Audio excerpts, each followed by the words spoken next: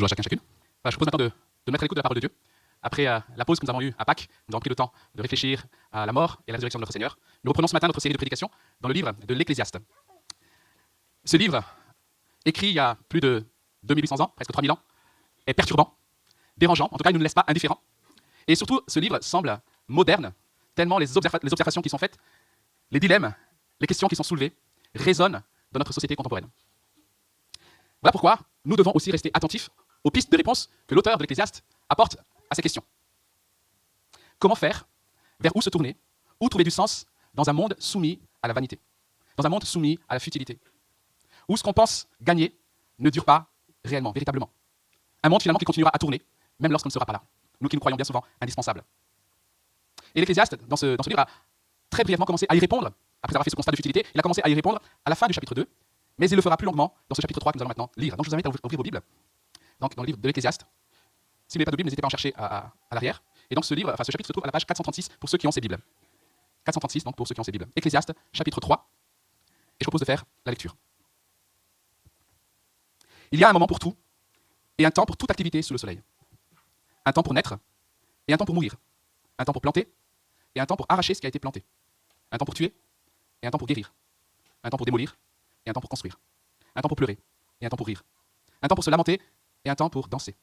Un temps pour lancer des pierres, et un temps pour en ramasser. Un temps pour embrasser, et un temps pour s'éloigner des embrassades. Un temps pour chercher, et un temps pour perdre. Un temps pour garder, et un temps pour jeter. Un temps pour déchirer, et un temps pour coudre. Un temps pour se taire, et un temps pour parler. Un temps pour aimer, et un temps pour détester. Un temps pour la guerre, et un temps pour la paix.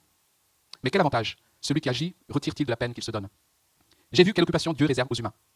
Il fait toutes choses belles au moment voulu. Il a même mis dans leur cœur la pensée de l'éternité, même si l'homme ne peut pas comprendre l'œuvre que Dieu accomplit du début à la fin. J'ai reconnu que leur seul bonheur consiste à se réjouir et à bien agir pendant leur vie. Et que si un homme mange, boit et prend du plaisir dans tout son travail, c'est un cadeau de Dieu. J'ai reconnu que tout ce que Dieu fait durera toujours, sans qu'on puisse ajouter ou enlever quoi que ce soit. Et que Dieu agit de cette manière afin qu'on éprouve de la crainte devant lui. Ce qui existe a déjà existé, tout comme ce qui existera, et Dieu ramène ce qui est passé.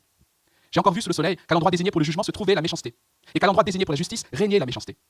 Je me suis dit dans mon cœur, le juste et le méchant, c'est Dieu qui les jugera, car il y a un temps pour toute activité et pour tout ce qui se fait. Je me suis dit dans mon cœur, à propos des humains, que Dieu les met à l'épreuve pour qu'ils voient par eux-mêmes qu'ils ne sont que des bêtes. En effet, le sort de l'homme et celui de la bête sont identiques. Ils meurent tous les deux. Ils ont tous un même souffle, et la supériorité de l'homme sur la bête est nulle, puisque tout n'est que fumée. Tout va au même endroit. Tout a été fait à partir de la poussière, et tout retourne à la poussière. Qui sait si le souffle des humains monte vers les hauteurs, et si le souffle de la bête descend de la terre? J'ai vu qu'il n'y a rien de mieux pour l'homme que de se réjouir de ce qu'il fait. Voilà quelle est sa part. En effet, qui le ramènera pour qu'il voie ce qui sera après lui? Jusqu'ici, la lecture de la parole de Dieu. Au chapitre 2, que nous avons vu ensemble il y a 2 semaines, nous avons vu que l'Ecclésiaste, pour trouver du sens dans un monde futile, a exploré plusieurs pistes. Des domaines finalement dans lesquels, encore aujourd'hui, les hommes essayent de chercher du sens. L'Ecclésiaste a essayé la philosophie, il a essayé la sagesse et la folie. Puis il s'est laissé aller à tous les plaisirs possibles, les plaisirs de toutes sortes, l'art, le divertissement. Puis il a cherché un sens, un accomplissement dans la vocation, dans le travail, dans la construction, dans la création. Bref, il a essayé tout ce qui est possible sous le soleil. Mais nous avons vu qu'il était incapable de trouver un véritable sens, incapable de trouver le bonheur, incapable de trouver de véritables bénédictions et surtout de durable satisfaction dans toutes ces choses sous le soleil. Et s'il ne peut les trouver nulle part sous le soleil, où va-t-il chercher? Vers où se tourner? Et pour la première fois dans le livre, il va nous donner finalement une piste, une solution à ce problème, en nous montrant que ce qui est important, c'est la perspective avec laquelle nous considérons notre vie. Comment vis-tu? Sous quelle autorité? Sous quel regard est-ce que tu mènes ta vie? Et c'est ce que nous allons voir en 2 temps. Dans un premier temps, nous allons voir dans les 8 premiers versets que, si nous sommes honnêtes, en réalité, nous constatons que nous subissons les événements de notre vie sans véritablement pouvoir les contrôler. Et dans un deuxième temps, avec les versets suivants, le verset 9 à 22, nous verrons que le sens ne peut se trouver que dans l'acceptation d'un Dieu qui dirige toutes choses, dans l'acceptation de la réalité de Dieu qui est là. Et voyons dans un premier temps, ces 8 premiers versets, il y a un temps pour tout. Cette section est en réalité un poème, et les versets suivants, de 9 à 22, est sous forme de prose. Et le fait d'avoir mis cela sous forme de poème souligne les régularités et les cadences, le rythme quelque part de notre vie. Et la déclaration du verset 1, il y a un moment pour tout, et un temps pour toute activité, c'est un peu le résumé de cette section, et cela va être développé dans les versets suivants, donc les versets 2 à 8. Et pour développer cela, l'Ecclésiaste utilise, vous l'avez observé peut-être déjà, des paires qui s'opposent. Des paires qui touchent à la fois aux événements, aux circonstances, mais aussi à nos actions, à nos émotions, à nos relations, bref, encore une fois, à tous les domaines de notre vie. Et il commence au verset 2 par, il y a un temps pour naître et un temps pour mourir. Quelque part, il est en train de cadrer nos activités, naissance, mort. La vie a un début et la vie a une fin. Peut-être que nous avons tendance à l'oublier, cette réalité, mais la vie a une fin, les amis. Et puis il va décrire tout ce qui se passe donc entre ce début et cette fin. Il énumère donc différentes expériences de la vie et toutes les activités humaines que la plupart d'entre nous vont un jour ou l'autre rencontrer. J'ai suivi une fois un séminaire sur la souffrance, donné par un théologien que j'aime beaucoup, qui s'appelle Don Carson. Et en introduction à ce séminaire, il a dit, voilà, c'est un sujet qui nous touche tous. Il a dit, si vous n'avez pas encore été touché par ça, c'est que vous n'avez pas encore vécu véritablement. Donc c'est quelque chose qu'un jour ou l'autre, nous rencontrerons, tout ce qui est décrit ici. Et ce qu'on remarque, c'est qu'il ne semble pas y avoir de progression logique ou de lien dans la manière dont l'Ecclésiaste dispose ses pairs. Et la seule structure qu'on peut observer, c'est qu'il y a 14 pairs. Est-ce qu'il y a quelque chose ici à voir avec le multiple de 7 7 étant le chiffre de la perfection dans la Bible, probablement. Il pourrait montrer par là que ce qu'il dit couvre la totalité des choses vécues sur Terre. Il donne en quelque sorte ici un résumé complet des saisons de la vie. Et si on étudie chaque paire de cette liste, on remarque qu'il y a une certaine complexité, qui là encore illustre la complexité de notre vie. Parfois, on a l'impression que les paires concernent des choses bonnes qui s'opposent aux choses mauvaises. Par exemple, tuer, guérir, aimer, haïr, la guerre, la paix. Là, on comprend bien. Et puis parfois, il n'est pas question d'opposition entre le bien et le mal, entre le mauvais et le bon. Par exemple, au verset 5, il est question de lancer des pierres ou d'en ramasser, d'embrasser ou de s'éloigner des embrassades. Ou encore se taire, verset 7, ou parler. Qu'est-ce qui est le mieux? Qu'est-ce qui est bon, qu'est-ce qui est mal? Qu'est-ce qui est désavantageux? Finalement, par cette structure, l'Ecclésiaste illustre que la vie est assez complexe. Il y a des bons moments, et il y aura des moments difficiles. Et il y a des circonstances dans ces moments-là qui demandent des choix qui ne sont pas simples, qui nécessitent une sagesse qui semble nous échapper ou nous manquer.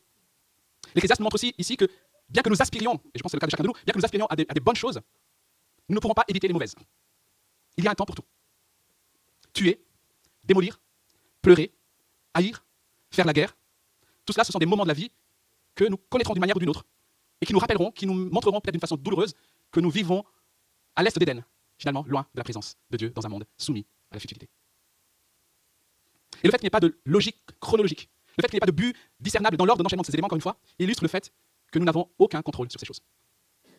C'est comme si, en disposant finalement de façon aléatoire ces paires, c'est comme si l'auteur montre que ces événements arrivent de façon aléatoire dans notre vie. Il y a un temps pour tout. Mais nous ne pouvons pas les ordonner selon notre propre volonté et selon nos propres timings. Je ne peux pas me dire, alors aujourd'hui, je prévois 3 heures de joie, c'est pas mal, mais je sais qu'il y a un temps pour tout, alors la semaine prochaine, je veux bien programmer un petit quart d'heure de pleurs. Personne ne choisit le moment pour pleurer. Et quelles que soient finalement nos compétences, quelles que soient nos actions, nos initiatives, nous sommes, chacun de nous, soumis aux saisons de la vie. Les saisons de la vie avec les circonstances qui nous échappent, qui échappent à notre contrôle. Et on peut réagir différemment face à ce constat. Et notre réaction va dépendre de l'état dans lequel on se trouve, de la saison qu'on est en train de traverser. Si c'est un temps agréable, facile, alors on va tout faire pour essayer d'y rester, pour faire de telle sorte que ça dure. Et cela peut générer de l'anxiété, de l'inquiétude, parce qu'on sent que ça peut nous échapper. Et puis lorsqu'on traverse peut-être un moment difficile, alors on va tout faire, et on est parfois révolté, on se dit que ce n'est pas juste, ce n'est pas normal, et on va déployer nos efforts pour changer tout ça, ce qui peut causer aussi une insatisfaction permanente, de la frustration et de l'amertume. Finalement, c'est cette réalité de saison de la vie, il y a un temps pour tout, nous plonge soit dans l'anxiété, l'inquiétude, soit dans la frustration, l'insatisfaction. Alors que faire face à ce constat? C'est ce que demande l'Ecclésiaste au verset 9. Quel avantage celui qui agit retire-t-il de la peine qu'il se donne? À quoi ça sert finalement de s'inquiéter autant? À quoi ça sert toute cette frustration? À quoi ça sert de déployer autant d'énergie et autant d'efforts? Tous ces enchaînements de temps qu'on ne maîtrise pas, où finalement nous serons sûrs un jour ou l'autre de rencontrer des pleurs, des déchirures, des conflits. Tout cela naître pour finir dans une boîte, finir en poussière, ou en fumée, en cendre. À quoi bon? À quoi bon?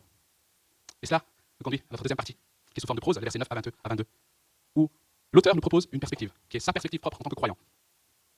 Il constate déjà que le fait, parce que cette question, ce verset 9 est en réalité rhétorique, la réponse découle naturellement. Le fait que la vie ne cesse de changer ne nous permet pas d'espérer de succès durable et de profonde satisfaction sous le soleil, dans ce monde. Mais heureusement, l'Ecclésiaste ne s'arrête pas là. Il propose une perspective autre, une perspective pleine d'espoir. Et cette perspective, c'est que Dieu est là. Et il souligne 2 vérités dans cette réalité de la présence de Dieu. Premièrement, Dieu est au contrôle, versets 9 à 14. Dieu est au contrôle. Certes, l'Ecclésiaste fait un constat de la vie qui semble désespérant. Mais encore une fois, il le fait avec une perspective qui donne de l'espoir. Tout ce que nous venons de dire se vit sous la providence de Dieu.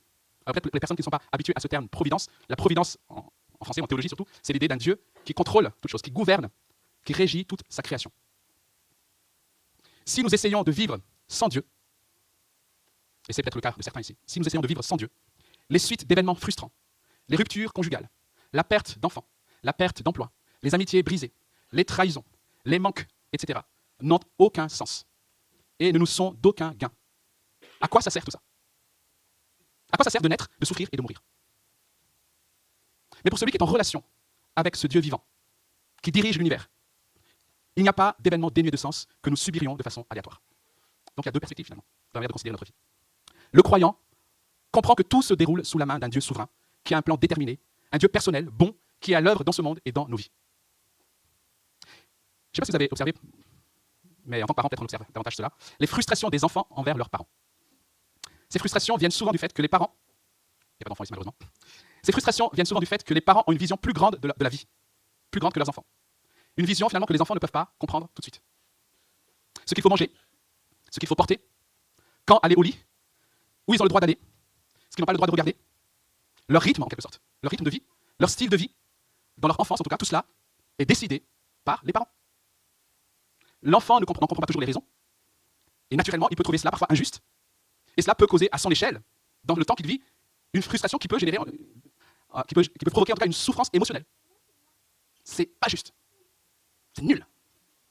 Alors qu'en réalité, si on regarde sa vie, ce que font les parents procurent à l'enfant, en tout cas devraient procurer à l'enfant, un repos, parce qu'ils n'ont pas à se soucier de ce qu'ils vont manger. Ils n'ont pas à se soucier de qui va les conduire à l'école ou au sport. Ils n'ont pas besoin de se soucier, est-ce que j'aurai du repos suffisant?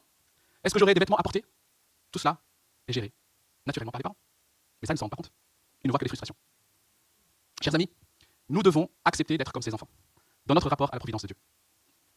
Notre rapport aux circonstances, notre rapport au temps, n'est pas celui de Dieu. Dieu n'est pas soumis à ces choses. Le temps nous échappe, mais lui les contrôle. Il sait ce qui est bon pour nous et il veut ce qui est bon pour nous. Et l'Ecclésiaste du verset 14, ce que Dieu fait durera toujours sans qu'on puisse ajouter ou enlever quoi que ce soit. C'est lui qui gouverne toutes choses du début jusqu'à la fin. Et le verset 11 nous rappelle qu'il fait toutes choses belles au moment voulu. Quel repos! Il fait toutes choses belles au moment voulu. Parce que Dieu vit éternellement, parce qu'il est souverain, alors je peux vivre les différents moments de ma vie en comprenant qu'ils font partie d'une image plus large que je ne peux pas voir, mais que le Dieu bon et sage voit, connaît. Vivre avec sagesse dans ce monde, les amis, cela commence par reconnaître et accepter que, contrairement à Dieu, nous n'avons pas la vue d'ensemble. Et ça nous frustre. Ça nous frustre d'autant plus que le verset 11 nous dit qu'il a mis dans le cœur des hommes la pensée de l'éternité, même si l'homme ne peut pas comprendre l'œuvre que Dieu accomplit du début jusqu'à la fin. On a cette idée, finalement, que tout cela n'est pas le tout. Il y a une pensée de l'éternité. D'autres philosophes ou d'autres théologiens, comme Augustin, puis à sa suite Blaise Pascal, le mathématicien, expriment cela en disant on a tous en nous un vide en forme de Dieu. Pour bien vivre dans ce monde, nous devons accepter que nous sommes petits, mais que Dieu est grand. Même si on ne comprend pas tout, nous devons comprendre que le but de Dieu, c'est qu'on accepte de vivre sous son regard, c'est qu'on le cherche lui. Quelque part, cette frustration dans laquelle il nous place doit nous pousser à le rechercher lui. Verset 14, Dieu agit de cette manière afin qu'on éprouve de la crainte devant lui, afin qu'on reconnaisse qu'il est grand et que nous sommes petits. Mais l'homme, dans son cœur rebelle, dans son cœur orgueilleux, veut croire qu'il est grand et que Dieu est petit. L'Ecclésiaste reconnaît que Dieu a donné à chaque être humain, quelque part, un sens inné de sa personne. Dieu a donné à chaque être humain l'idée qu'il y a un sens quelque part, il y a un ordre dans tout cela. Ainsi, même ceux qui affirment qu'il n'y a pas de Dieu, ceux qui affirment qu'il n'y a pas de providence, qu'il n'y a pas de sens, en réalité ne peuvent pas vivre comme s'il n'y avait pas de sens dans cette vie. Nous ne pouvons pas vivre comme s'il n'y avait pas de sens, même si nous disons qu'il n'y a pas de sens. Dieu ne leur permettra pas de vivre avec cette idée qu'il n'y a pas de sens, qu'il n'y a pas de Dieu et qu'il n'y a pas de but. Si vous êtes face à un athée pur et dur, qui vient de perdre un être cher, ou sur qui une calamité vient de s'abattre, si vous vous moquez de cette personne en disant que c'est juste des atomes qui ont disparu, il sera profondément blessé à juste titre.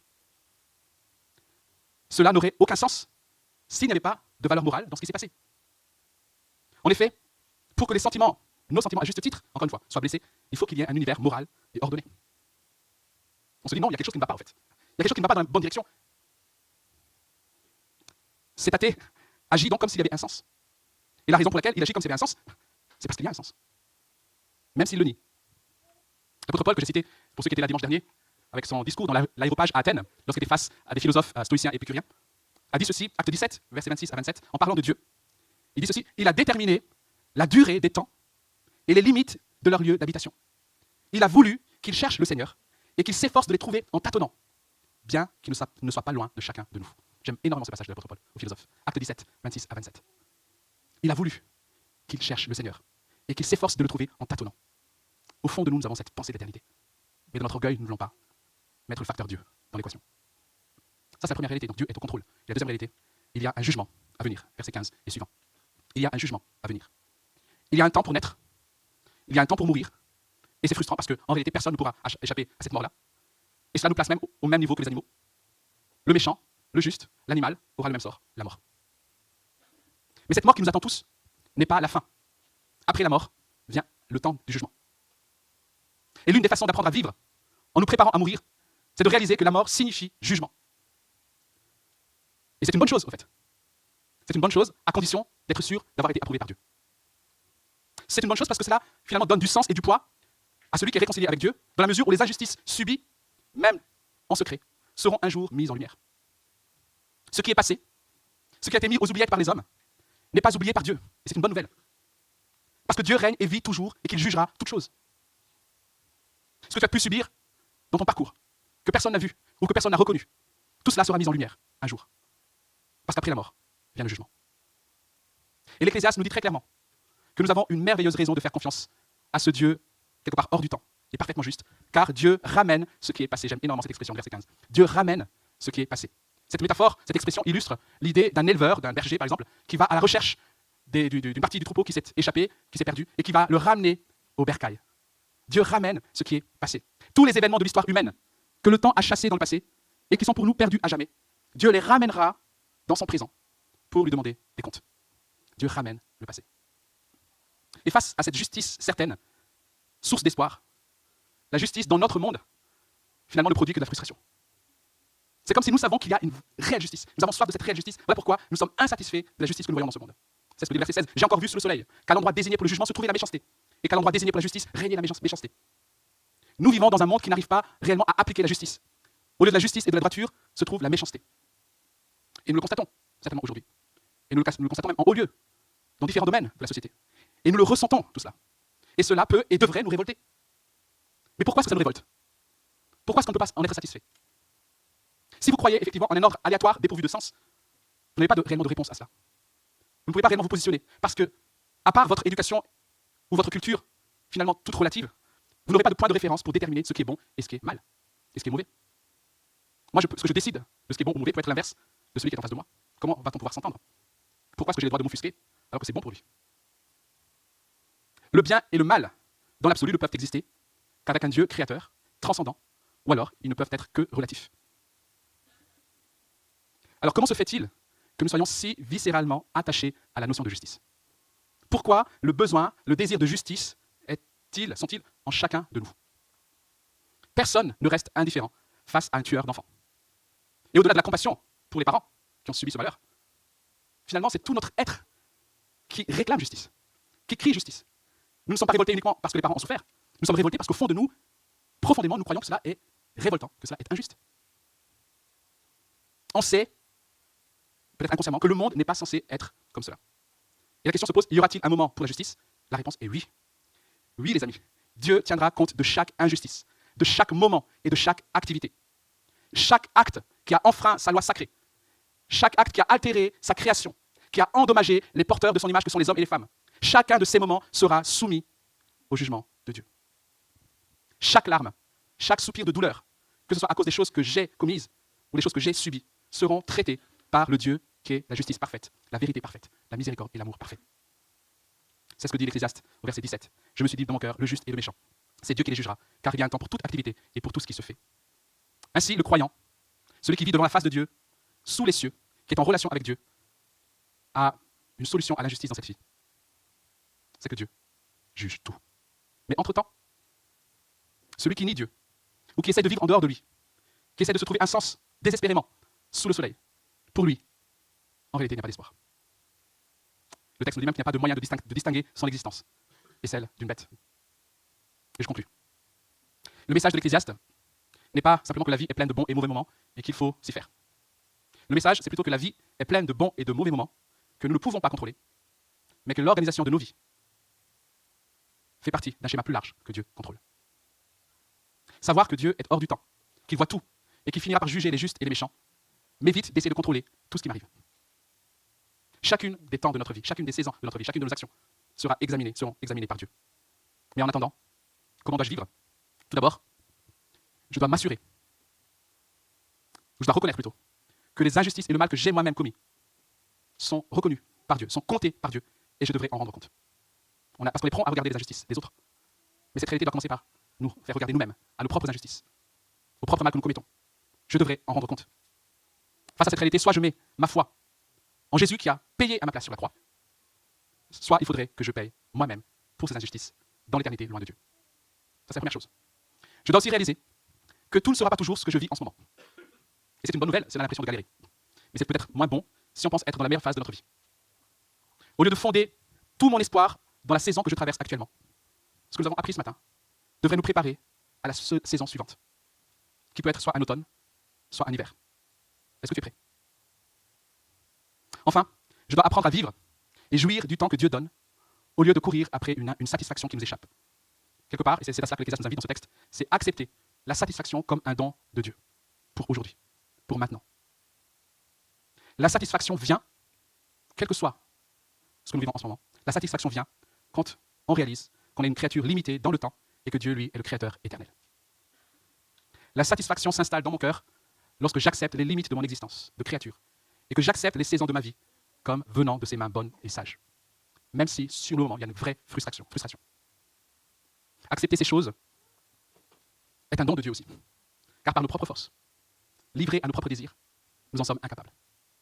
Nous ne pouvons être qu'en colère, frustrés face à ce constat. Par nos propres forces. Mais Dieu promet et veut nous donner une satisfaction lorsqu'on se tourne vers lui, lorsqu'on se confie en lui, lorsqu'on vit sous son regard. Ainsi, à travers toutes les scènes changeantes de la vie, dans les difficultés et dans la joie, nous pourrons chanter les louanges de notre Dieu, dont la main souveraine, la main miséricordieuse, la main pleine de grâce, gouverne ce monde. À lui soit la gloire.